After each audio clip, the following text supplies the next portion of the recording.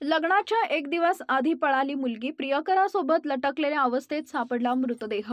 घटना पूर्ण पाहण्याआधी गुन्हेगारी दुनिया या यूट्यूब चॅनलला सबस्क्राईब करा।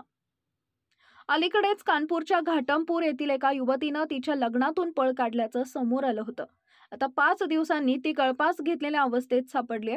तिच्यासोबत आणखी एका युवकाचा मृतदेहही ताब्यात घेण्यात आला। घाटमपूरच्या सोनीचं 15 फेब्रुवारीला लग्न होतं, परंतु तिचं नात्यानं काका लागणाऱ्या 25 वर्षीय अंकित या युवकाशी मागील काही वर्षापासून अफेअर सुरू होतं। हे दोघेही एकमेकांवर खूप प्रेम करायचे आणि त्यांना लग्नही करायचं होतं। एकाच गावात शेजारी राहणाऱ्या आणि नात्यानं काका असलेल्या या दोघांच्या प्रेमात अनेक अडचणी आल्या।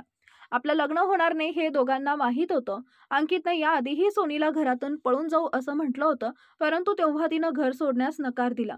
यानंतर या दोघांच्या नात्याची भणक घरच्यांना लागली, त्यामुळे सोनीचं लग्न लावण्याची घाई करण्यात आली। 15 फेब्रुवारीला तिचं लग्न होणार होतं, परंतु 14 फेब्रुवारीला दोघं रात्री घरातून निघून गेले।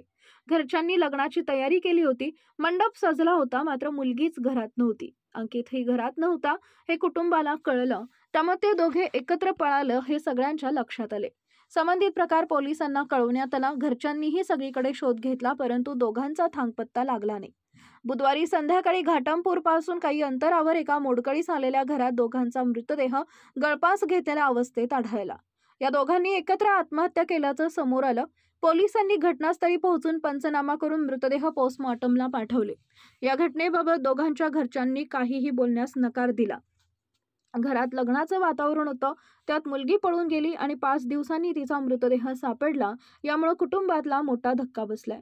दरम्यान या दोघांमध्ये काका-पुतणीचं नातं होतं, परंतु दोघे एकमेकांवर प्रेम करायचे आणि लग्नाचे एक दिवस अगोदर दोघेही घरातून पळून गेले।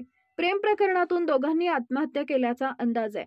घरच्यांनी यावर जास्त काही तक्रार केली नाही, मात्र आम्ही सर्व अँगलने या घटनेचा तपास करत आहोत, अशी माहिती पोलीस उपअधीक्षक महेश कुमार यांनी दिली।